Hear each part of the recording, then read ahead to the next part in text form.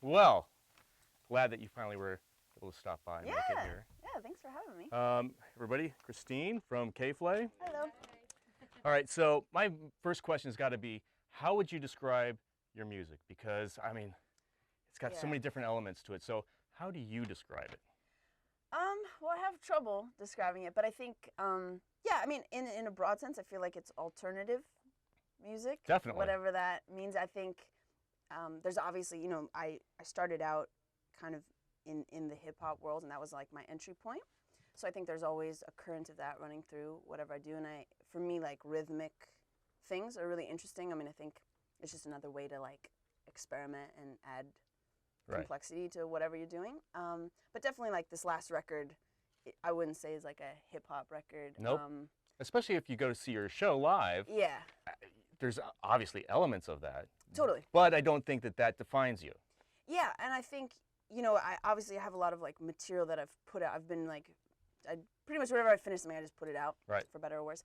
So there's a lot of stuff that leans a little bit more kind of hip hop, but the current space feels like more alternative indie. To me, I think you're a great example of alternative today, because the kids who are growing up today, and I use kids loosely, they grew up in the 90s and they were exposed to the emerging hip hop, and it wasn't just The Cure and Nirvana and all of that kind of stuff. There's other elements that come to the mix, and I think that that's important.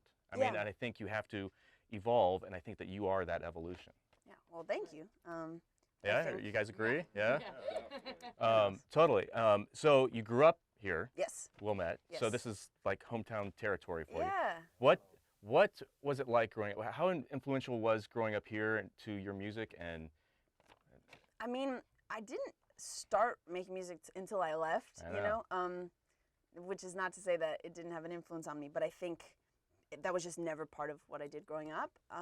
So what kind of things did you do growing up then? A lot of homework. Really? Yeah? Yeah, I was a very serious student. Yeah, I did that. I played basketball. I don't know, played in the street. Nothing really that right. that crazy. But yeah, I was a quite regimented young person, and when I left for college, I think I was like slightly untethered, and it just allowed like a little bit of room for experimentation, and then music very unexpectedly became a part of what I did, and yeah, like started to matter a lot. Did you play an instrument growing up? I could play the guitar, like campfire right. ability, nothing too great. Like I play it on the record, but none of the parts are super crazy. So. Right, but so you did play a little bit. Yeah. Interesting. Yeah. So you mentioned that you did end up going away where you got into music. You went to Stanford. Yep. Or Stanford. Stanford? Yeah. Stanford. And see, much smarter than I. Double major. I'm very intimidated talking to you because psychology and sociology major. Yeah. Oh, wow. I mean. And she juggles. And she juggles. It's pretty incredible. What pulled you to the West Coast? And were those fields always important to you? Well, of interest? think West Coast. I have some family in the Bay Area, and actually my parents moved to Oakland, and so there's been sort of it's kind of like a family move. Yeah, there's like a slow exodus, but yeah, I think there is something about the West Coast, which is it is laid back in certain ways, and it's kind of for me it was important. We were actually talking about this the other day, just to really like leave home, not to be like a drive away, like actually to be kind of far. And that's kind of true because, like you said, you were untethered when you went to college. Yeah. Because when you're around, what you grew up in, then there's all of those rules, and everything is disciplined the way you grew up. And when you go away, it's all gone. Yeah, and I think my prerogative when I got to school, like I was sober at that time. I didn't drink, didn't do anything, so it wasn't really to party. I mean, it was to meet people and be social, but like it was more about kind of expanding something internally, I guess. And so music kind of ended up just being the way that transpired. So then how did you stumble into music? Just on a whim. I was having a conversation with somebody, and there was a lot of like West Coast indie rap that was happening at that time that I'd never listened to growing up here, and just wasn't part of the scene. And so I was kind of fascinated by that, and was complaining essentially. And yeah, that led to me making a song with Actually, another Chicagoland native. He's from Schaumburg, I think. He made like the first beat I ever. This blingity blang blang. Yes, old school. So and he's yeah. So and then it just literally like kind of as a So you're kind of like going like, anybody could do this. kind of a little bit, which is obviously not true. Is the hubris of youth, but yeah, that was the. So that was the germination behind the whole thing, and then it suddenly turned into, you know what, I kind of like this. Is that? Yeah, I think it was mostly that it became a part of my emotional life, and part of kind of my my stasis internally, because I think for me there were a lot of things I wanted to express but never felt like I had the means to, and there is something. It's a little. I mean, I don't wear a mask, but like anytime you're a slightly different, like a projection of yourself, it does afford this ability to be more honest in a way, because it feels like it's not quite you. Right. It's like a different version of you. It's easier to sing some lyrics than it is to actually come out and say Totally. something directly to you. Totally. So, and I think, there's varying levels of that. Like you can wear a full-on costume and, do some crazy shit like that, or, but with every sort of I don't know, like meter from yourself, it does kind of give you freedom to be honest and to like ask maybe some real questions about who you are. Right. Or what have you discovered? Well, I don't know. I'm pretty much the same, but I think it definitely, like, I think I have greater insight into my own kind of impulses and motivations. But that's for our next interview, Okay. when All I'll right. be on the couch. Okay. So what's the writing process like? Does it start with beats? Does it start with lyrics? It starts with music, some form of music, usually like, basic chord progression, Melody basic or something? drum loop. Yeah, but I don't typically come up with things. I've only like once ever really come up with like a song concept, like melody before the music. And then just getting something kind of basic, and then writing lyrics, and then filling the rest of the music around that. Right. Put out a couple of EPs over Yes. the course of your career, on a major label too. Mm-hmm. New record, Life is a Dog, not on a major label, Bummer Picnic. Yeah. Why moving in the different direction? A lot of people try to find, they do the indie thing and then they do the major label. You're swimming downstream. Yes. It's the water's nicer there. Yeah. I think, well, for me, and everybody has a different trajectory, but for me, I got signed very early on in my kind of like development or whatever, which I would caution against for most people. I think it's difficult to be thrust into this, like, a corporate infrastructure that is geared towards a very kind of, they're really good at the things that they do, but they're not super flexible on what they do. Right. And I think for me, speaking back to the sort of genre mixing, that was, kind of problematic in their eyes, in terms of getting things on the radio, in terms of whatever. And it's still like that. Yeah. So yeah, I mean, no hard feelings. It was just, it kind of feels like, you married like the guy you met in high school, and then you turn 25 and you're like, we have nothing in common. Why did this happen? It's a great analogy. So it was more that, and I had learned so much along the way, just about the kind of record I wanted to make and how I wanted to run things. And the other trouble with a major label is just that there's so much lag time. Like if you're like, I want to put out a single, it's like 6 months late. So there's just really, for me, because I tend to be like a bit impulsive in certain ways, it kind of stifled that. Especially now with social media and the internet, it's so easy to toss things out and just forward progression. Totally. Otherwise, major labels is kind of like steering a cruise ship, trying to turn that thing. There we go, Titanic. Yeah. You guys have any questions? Bob, do you have a question? Which one's? Yeah. What, like your first experience, like coming up where you're like, all right, this is, I've made it. I'm gonna keep going forward. Oh. What was that like? What was that whole experience? Or adventure. I'm trying to think. It's hard to like say there was a specific moment, but I think, so I sort of came up musically in San Francisco. That's like home base, in terms of that. And I think the first time, my first like headline show, it's always kind of scary headlining a show because it is like, you don't know if people will show up. When you're opening, it's like the pressure's kind of off.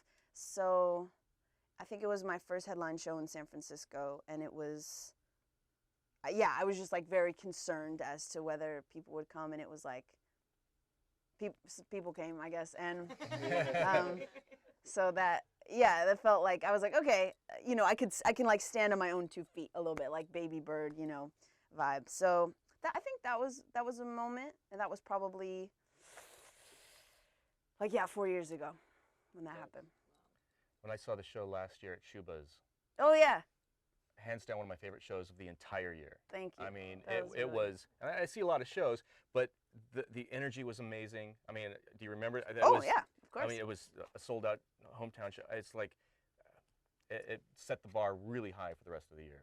Yeah, that was a really, really fun show. And I have to say, like, it's kind of, cool, like, because Chicago is my hometown, but it's like, I'm only here for shows, really. Right. Like, so it's always really nice when it's like us, and the When- crowd is awesome. Like, I feel like the spirit of this area is really awesome. I know I'm biased, but Yeah. it's just, Well, it is. It's a great music town. It really is. it is. And I think, having done it myself, when you leave and then you come back as a touring artist, Yeah. you realize what a great place this actually is. It is. You guys are good. Yeah. It's a good spot. You have so many lyrics in a given song, Yeah. A lot. and they come at you lightning speed sometimes. Do you ever trip up? Do you ever mess up live and go forget lyrics, or just tongue trips over itself? It would happen to me I constantly. have done it. Well, sometimes I like cough. Like that doesn't really count. Like something wrong with your throat or something. Yeah. But I did forget. We were talking about this the other day. I've had like one show where I really screwed it up, but it was in Little Rock, Arkansas, and at this place Juanita's, which is like it's on Bill Clinton Road, or like Bill Clinton Boulevard. Of course it is. Yeah. And there was like nobody there. I mean, it was a big room too, pretty big room. And there was like some woman from Captain Morgan's, like a rep or something like this. And Nick, my drummer, and I were like kind of like drinking rum like a lot of rum before the show. Why not? And I screwed up a song. I just kind of like forgot what I was doing and spaced out. But other than that, So you're pretty good about it. yeah, I think when you like mean something, I think it's hard to forget it, if that makes sense. It totally makes sense. So it's It comes from you. yeah. So Yeah. it's like it's easy to recall. Last year on the last go around, last tours, it was just you and Nick. Yes. And I mean, which is when you did the Queued Up Artist Showcase for us at the House of Blues at the Yes. beginning of the year. Big stage, it's hard to just because it's you. Right. Now you've added Josh. What's the dynamic like now? It's been great. I mean, we know Josh from San Francisco, just music scene, and I've played with him before for other reasons, not K.Flay stuff, but yeah, it's cool. I think as someone who attends a lot of shows, it's always nice to have like multiple visual reference points, just because I don't know, it's just inherently more interesting. But for us to with this record, and I've been starting to write for the next one as well, it's definitely more kind of like indie alternative rock stuff, so it's cool to have that dynamic as Right. a part of it. And I think like the live show's much heavier. I mean, I know this was not a heavy type environment, but Came across pretty. I mean, the But guitar yeah. stuff it really added. yeah, and it's a kind of a deeper sound, and I think that's I don't know, I like that. I Yeah, guess. no, it's So, awesome. Yeah. So now you're out with wALT Nation. Where's Donna? Donna didn't make it? Oh, Dakota. Sorry, man. I'm trying to do it without looking down. Sorry, man. You had a question about what's going on now. Feel to be on tour with like a major band like wALT Nation, who's like selling out lots of shows and stuff like that. It's awesome. Yeah, I think these shows have been going really well, and it's a cool fit because I think their music is also very fluid and like alternative, for lack of a better word, and the crowd is, I think, consequently very open-minded, down to like listen. I mean, people come early, like when we go out to play, and even for the first band as well, it's like it's filled up. So that's really cool. I'm just like obviously happy for all opportunities to play, but it's been great, and all of those guys are really cool and have been really great to us. So it's been, it's lucky. I think it's a great pairing. And Yeah. Be sure that you guys go early tonight because it is an early show. 6:45. These guys. Yeah, go we're in. on a 6:45, and then Iron Tom, who's the first band. They're pretty funky. They're cool to watch. Yeah, the singer has like a throwback, very it's cool. You should just see it. They're on at 6, I believe. Yeah, because I always say you never know, what a band's going to become, and then you can say I saw these guys way back when. So True. always get there early to check out all the bands. Yeah, right? get there early. Yeah. So what's next? Now that you've been through, I mean, this record came out last year. Yes. So now what? We're kind of like finishing up the touring cycle on the record with the end of this. I mean, we have some festival stuff in, like one-off things, August, September. We're going to be back in Europe because the album's actually getting re-released in Europe this summer. So we're doing some. You're busy for the rest of the year. A few weeks, yeah. And then we're back. We're going to be back, actually. I think we're going to be here. I don't know. We're going out with, maybe it's not in Chicago, Lights and the Mowglis. Oh, maybe. So that's It in like. hasn't been announced yet, but. Yeah, who knows? Right I can't remember. It is online. No, it is announced. Oh, is it? Okay. Yeah, it is announced. Bless you. Yeah, but other than that, writing the new record and hopefully having like a single out pretty soon. So. Does it feel like things are moving the way you want them to move now? Yeah, actually, I feel really good. I feel this record obviously like meant a lot to me to make, but I kind of always looked at it as the foundation for something that was also Still coming to come, next. Yeah. That's awesome. Yeah. Well, anybody have any questions before we let her get to sound check to continue her day of playing music? No? No. Do you have a dream person that you would want to collaborate with? Ah, yeah. Good Dream question. collaboration. Well, Or people? dream people. Yeah, I mean, I feel like the ones that I kind of like always say, but it is true, is, well, I'm a huge Outkast fan, so Sure.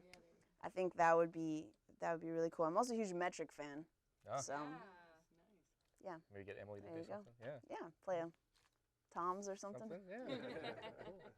Well, guys, thanks so much for coming. Kristine, thanks. Appreciate Thank the you. time. Yeah, thank you and, for having me. Thanks of for course, coming, guys. Of I course. appreciate it. We love you. All right. Everybody, thanks for coming. 6:45, K.Flay at House of Blues.